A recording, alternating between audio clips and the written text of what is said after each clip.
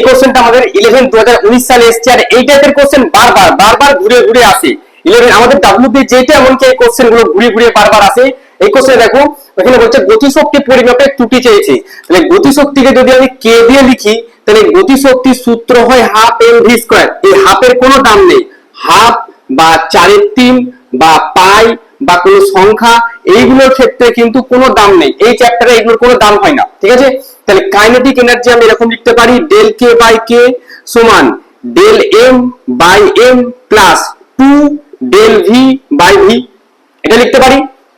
আচ্ছা, del m by M মানে কি? ডেল এম বাই এম মানে হচ্ছে ভরের ত্রুটি। ভরের ত্রুটি দেখো বলেছে 0.1, তাহলে এখানে বসালাম 0.1 প্লাস 2 গুণ, এবার ডেল ভি বাই ভি মানে হচ্ছে দ্রুতি, দ্রুতির পরিমাপে 0.2, তাহলে এটা হলো 0.2, লাস্টে একটা পার্সেন্টেজ দাও, তাহলে 0.1 প্লাস এটা হলো 0.4, ঠিক আছে, এই পার্সেন্টেজ, তাহলে উত্তর হয়ে গেল 0.5%। কত ডাটা আছে? অপশন নাম্বার 3 তে এটা অ্যানসার। এই টাইপের কোশ্চেন গুলো প্র্যাকটিস করো, ঠিক আছে। এই টাইপের কোশ্চেন গুলো বারবার আসে এবং আসার চান্সও আছে যথেষ্ট পরিমাণে।